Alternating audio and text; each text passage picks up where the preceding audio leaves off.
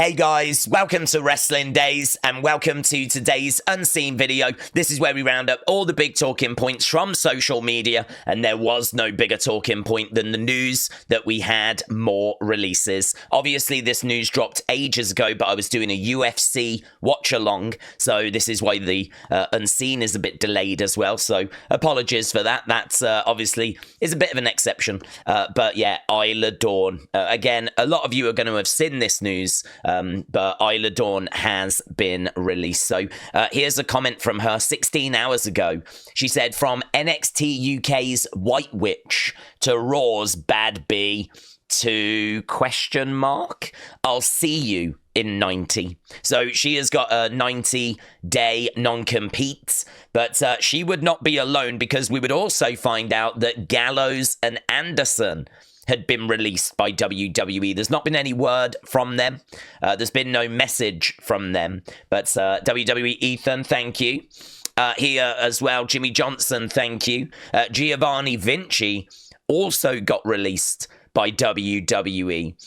So more releases. Lyra Valkyria, she caused a little bit of chaos because she put out a tweet that I don't think was brilliantly worded, with like a hashtag 90 days, we're free, and all this kind of stuff. People looked at this and really thought that Lyra had been released, but she was just having a bit of fun, kind of poking fun at her friends. I believe she and Isla go way, way back, right? So she was trying to put a bit of a fun, positive spin on it, right? And she was like, good riddance. We're free, as in WWE locker room, the women's locker room are free, right? So that's what she meant by that. But she caused some real panic out there, people thinking that she had been released as well.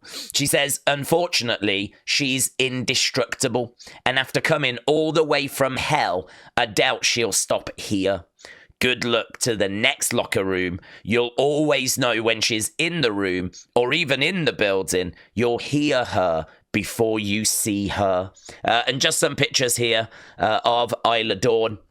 And there they are together. Look at what looks to be Wrestlemania. I mean, obviously they were together in NXT UK. I don't know if their history goes back even before then. I don't know if they knew each other before NXT UK or if that's where they met. I wouldn't be surprised to find out their history goes back further than that. But yeah, that's what Lyra meant with that. But there was plenty of people in my notifications wondering if Lyra had gone as well, and she has not, right?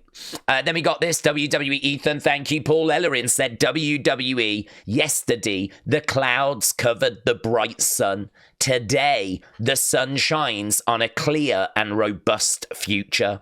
AOP, the most precious ones. Hashtag mega. Oh, I mean, like, I don't know that they're going to stay together. I mean, you know, I think it was WWE that put Paul Ellering with these guys. But who knows? I mean, could they end up going to AEW? Could they end up going to TNA? Could they end up going over to Japan? I don't think Ellering, at his age, would be looking to go over to Japan or anything. I mean, that could be it for this kind of partnership of them with Ellering. I'm not sure what the future holds for him. Not sure what the future holds for them. But wish them all the best in the future. Same with all of these talents. Stevie Turner putting this picture out of her and Blair Davenport. So Wrestling Misfit, shout out to you, said she didn't even get an opportunity to shine on the main roster. Sean Ross Sapp, and I do have to just say this, loads of people, and I do feel really guilty about this, loads of people kept tagging me in the news of these releases, and Sean was the person that was reporting a lot of these releases, which meant I was being tagged in a lot of Sean's tweets. Sean has asked previous, can people please not do that? Just because he goes through his notifications to try and keep on top of news that's coming through and bits like that, and all to keep seeing is my tag, basically. So he has asked several times in the past, and I think we've done a pretty good job of staying on top of it, but with all this release information, it just got a bit crazy, and I think he got flooded with people tagging my name in his tweets, my account in his tweets. So when it comes to Sean Rossap, we've said it before, I'll look after that. You don't need to tag me in any Sean Rossap tweets. I can keep an eye on that situation. He's cool with us, with the community, with me. There's no issues, right? There's no problems. I don't want people reading something into this that's not there. Everything's fine. He's just very politely said, look, can we make sure that we address this? Don't do this, yeah? And as I said, I think we've been doing a pretty good job of that up until like all this release news. So I'll keep an eye on Sean Rossap myself. Sean said sources within WWE Creative spoke with Fightful Select. They indicated that there was no substantial creative plans for Blair Davenport until mid-January. She was going to join Chelsea and Piper Niven's group. There was movement on that front, but it didn't happen. I wonder if she was going to be that extra security that they were talking about. Chelsea kept talking about increasing the security detail.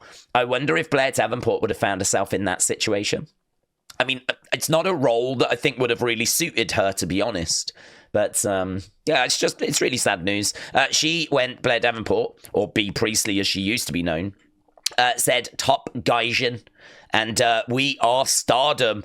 Responded to that. She's obviously got a history with that promotion. Isla Dawn also said May 9th, Isla Dawn at hotmail.com, so she will be able to take bookings from that date. So it looks like she's looking to still stay in the wrestling worlds. We do know, and that doesn't surprise me too much, but we have seen people that have stepped out of the wrestling worlds once getting released by WWE. And just a nice message here from Michin. He said, to the family I never expected, but grateful to have. My big brothers are forever. I love you so much. Can't wait to see what craziness they are about to get into. Hashtag too sweet forever. So there we go. That was our top story. If we go over to WWE, now this situation, this I saw, but I really didn't think anything of it. There actually might be a bit more to it than what I thought, right? So, Stephen, shout out to you. So it's 10 seconds long here. You can see, look, a slap in the back of the head and a shot there, like a slap coming back by LA Knight. Boom. And then down they go, takedown and thrown in shot. You can sort of see those shots, though, by Drew. They're not landing. I mean, that's not doing anything. Like, I don't know about these slaps, if those slaps were real. I'm not sure about this takedown, if that takedown by Drew was real. But I've seen this clip and people going, did they really start getting into a fight? There's even a video breakdown that I think Stevie Richards has done on it, right? I mean, honestly, it's blown my mind with how much people are looking into this. We've got a little bit of an update here from Sean Rossap, right? So let's bring this in. Sean said, we're told that LA Knight and Drew McIntyre were fine working together on Smackdown. There were no concerns otherwise from WWE after that bit of heat that was at the Royal Rumble. Things were said to get a little rough in the ring at times, but it helped to add to the match. Drew was said to have no problem with the promo that happened before. So Sean is reporting, Fightful are reporting, that everything was largely okay. Might have got a little bit rough in there at times. Maybe those slaps did have a little bit of something more to them, right? But it's not like this thing spiraled out of control and they just started shooting and all that. That's not the impression that I'm getting, so I don't know, I sort of feel like this is the internet maybe doing some internet things of trying to build this up and make this into a bigger drama than it actually is. Things are said to be okay. So, yeah, I don't know that they're going to be around each other anymore now, to be honest. I sort of feel, well, they will backstage, but I mean, in regards to Drew's going to go to the chamber now, and rumours are he's going to get into a feud with Damian Priest. So it seems like he's moving on and going in that direction. So this will all be old news very, very soon, right? Right, so that was it for WWE. Honestly, it's other than the releases, it's been a very, very quiet day today. Let's go over here, Alexa and Wyatt Six. So Alexa posted this out. It's a picture of her daughter with the new Lilly doll, and you can see there Alexa saying best friends, which is a pretty fun picture, isn't it, to be honest? So Miss Rattlehead, thank you, my friends. Thank you. Appreciate it. Right, we got a fair few bits in fun, actually. Taker 1990 said, look at that Cena sign, show up to work. show up to work. So yeah, John Cena sign on Raw. Pretty fun. Adam Pearce sent this out. He said, typical Drew McIntyre, flapping lips and storming out the door. He'll be fun for a few Fridays. Those same lips firmly flush on Nick Aldis until he doesn't get his way or gets in his own way, which both of which are also typical. Claymore, nah. Cry more, says Adam Pearce. This is because Drew keeps taking shots at Adam Pearce. He keeps saying about the carnage that it is, how toxic it is on Raw, how useless Adam Pearce is. I think Adam Pearce had enough. And on social media, came back with a bit of a response. I do like the Claymore. Nah, cry more. I thought that was good. At TJF 1983, I agree. This is cool. So at WrestleMania 4, there was a tournament for the championship. And you can see there's names actually crossed out. So it seems like this tournament was actually going to go a different way. So here, it looks like we was going to get Rick Rude actually qualifying, but they decided against it. And in the end, One Man Gang kind of automatically went through to the quarterfinal stage. But it looks like it was going to actually be Bam Bam that was going to go through.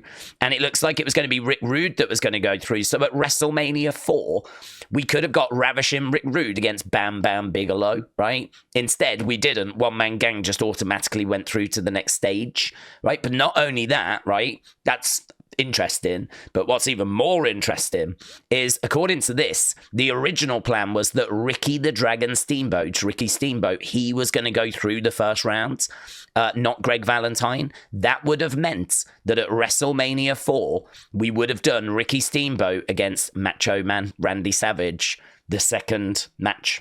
Well, it might have been their third or fourth or whatever, but, you know, WrestleMania 3 is where we get Macho Man against Ricky Steamboat, one of the greatest matches of all time.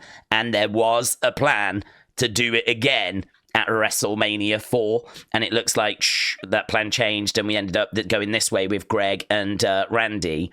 It's just so interesting. I mean, look, you can see that Randy winning was the plan. You can see Randy against $1 Million Man Ted DiBiase was the plan. You can see that Hogan Andre, neither of them getting through, that was the plan. Like, vast majority went the way it was going to go.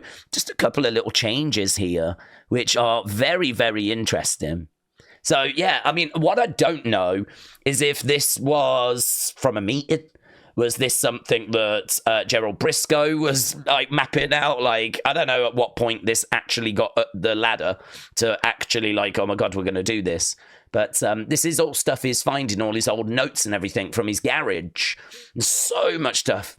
His garage is just full of old information, and he keeps taking pictures and putting them online. So if you really want to dig into the history of WWE and you really want to see some of this old stuff, follow Gerald Briscoe, because Shed Treasures is what he keeps putting out, and there's some really interesting bits and bobs there. But this is the one that really grabbed my eye today that TJF shared. So very cool. Thank you. Ratchet said, a little game of Yeet and Mouse with Jay. So let's check this out. So Ratchet, thank you.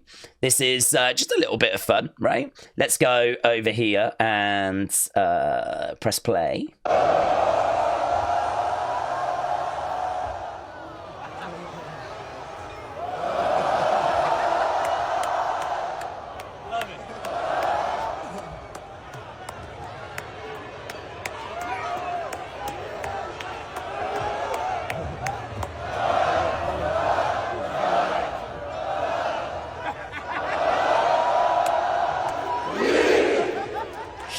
I don't think we've seen that from him on the shows yet, where he'll put his arms up and just put them back down again. I thought that was quite fun. I could see that making it onto TV. This feels like it's dark match. Feels like something that they did after Smackdown. And so, I don't know if that was this week.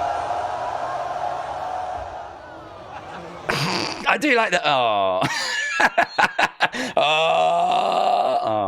Oh.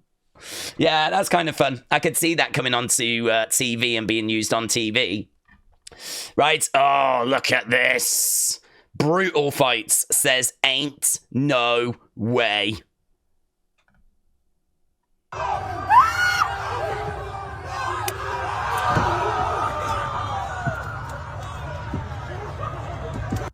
Dude, that was right in the Lady Garden.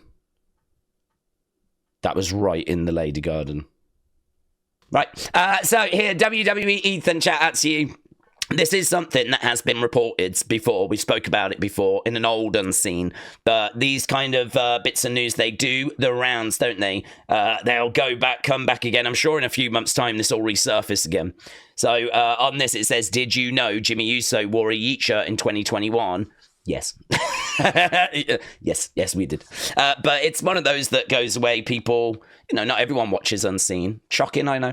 But this, again, just doing the rounds today. And there'll be people watching this that don't know. So there we go. Now you do. Look, they didn't invent this words. It's a word that I've heard before. And so it's like, they've both used it at times, but it's Jay that used it in that press conference that was giggling his head off after he'd had a few drinks, after he'd won the tag titles with Cody. And that's where it really became his. That's where they were like, we've really got something here. That press conference after Cody and Jay won the tag belts, that press conference was a big deal. And really, that's where it came from for him. But yeah, the word had been sort of used before then. So there we go. And we've got, I just found these. This is Gabriel, right? He's a wrestler. And he is working out with Rhea. And here he is, annoying Rhea. 30. 14. Keep the core on. 15. Come on. Have a go on. What are those? Put some shoes on.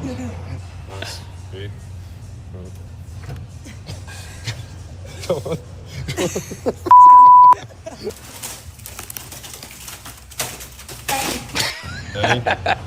He's got another one here. This one's better, I think. Yeah, get it. Nice. Keep going. Keep going. Core on. Core on. Come on. Damn. Core on.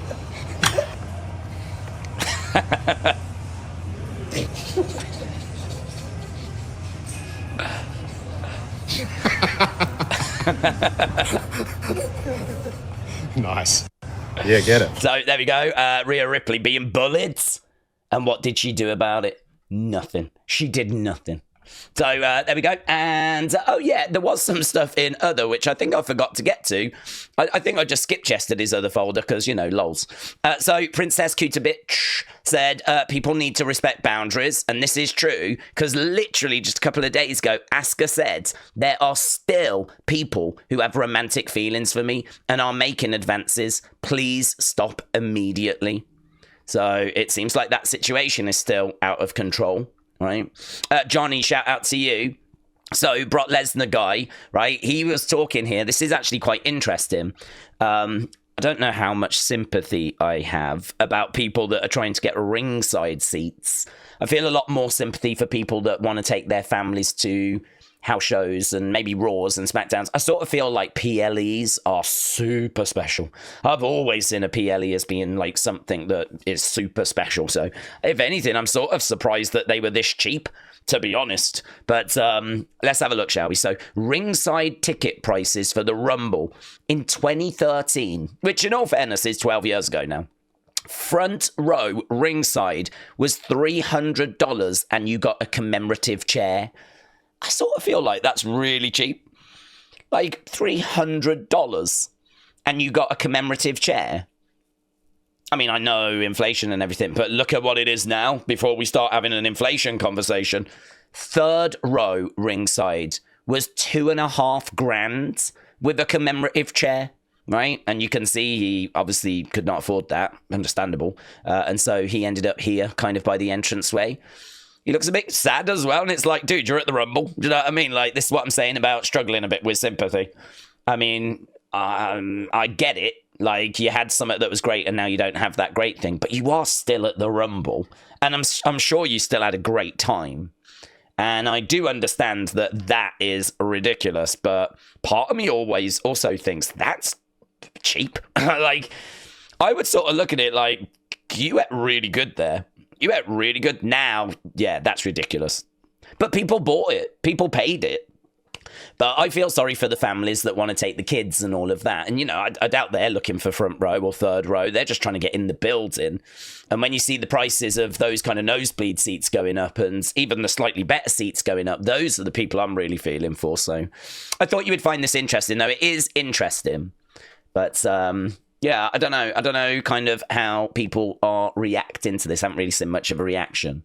But it's the families, it's the kids. That's definitely who I feel sorry for. So the rising cost of going to WWE. Right. Oh, yeah. Look, Iyo is sad. けようとしたのかもしれないけど私がレッスルマニアに行くためのチャンスがこれでなくなったのかな。信じられない、信じたくない。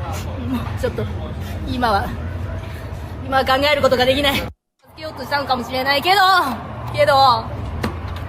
私がレッスルマニアに行くためのチャンスがこれでなくなった。 It is over. It is over. So she is not taking this very well. She's crying more than Drew McIntyre, in all fairness. So there we go. She is not a happy bunny there. Right, WrestleBuzz said Jacob Casper, which is also Julius Creed, he's going to be one of Daniel Cormier's coaches on The Ultimate Fighter. That was revealed just the other day. So WrestleBuzz, thank you. And we had this. Everyone tagged me in this. This did the rounds today. So Seth Rollins was asked if there was going to be a trade between WWE and AEW that was going to be similar to what just happened in basketball. The Luca, that boomer, then who would it be? And Seth was like, look, you're going to make some headlines with this one. I don't think there is anyone in AEW that's on that level. You're probably looking at it. If you're looking at a LeBron, that's like a John Cena level guy. I'd be looking at John Cena for like MJF. Maybe that would be the deal. Luca would be MJF. That's the level. That's how crazy that is. So he's sort of saying, like, we've got John Cena. Who would we get for that? We would get, what, MJF? Which, you know, considering this is John Cena's final year, he's going to hang it up in December. Not a bad trade. Tony, if you want to do that deal, yeah? Yeah? All right, WWE will miss out on... In fact, if you want to do that deal, you can have him in January of 2026, and we get MJF now. Yeah? Call me. Not that I've got anything to do with it, but here's MJF. He says, who the hell is Luca Boomerman? Is that an indie guy? I mean, I don't know either, so we're all in that same boat. Right, that was other. Let's go community. So Uncle Rebel said, here to say, until next time to the OC. It was a pleasure meeting them at SummerSlam 2019. So Uncle Rebel, shout out to you. Wrestle Knight said, I bought this 8 days before the Rumble, and then that was her return. So there we go, picking up this figure, this really cool Ultimate Edition. I think this is one of the best Ultimate Editions they've done, to be honest. Very nice. And Alex getting a like from Zelina. So Alex, shout out to you, buds. Right, let's get to thanks. So Oliver, real wrestling fan, Carr, Emmanuel, Milo, J-Man Powerhouse, Chris, Ian, Wrestling's Biggest Fan, Wild Child Billy, Sweet Chin Wrestling, Kelly the Wise Lady, Patrick Smith, Colton, King Yeet Newsletter, Shaq Dazelle, Rave. Big shout out to all of you guys. Really appreciate the support that you show this video series. And even though I've just done like a really long UFC stream, there was no way I was not going to do this. And I promise you, this was everything I was able to find. It was actually a really quiet day outside of those releases, but still a few fun bits in there and a few bits and bobs. And I hope people enjoyed this all the same. So apologies, it's a bit delayed. You know the reason why, because of our UFC watch along, but we will be back later with another episode of Unseen, rounding up whatever it is that Sunday has got in store for us. So thanks for watching. Have a great day. Enjoy the Super Bowl, and I'll see you next time. Bye for now.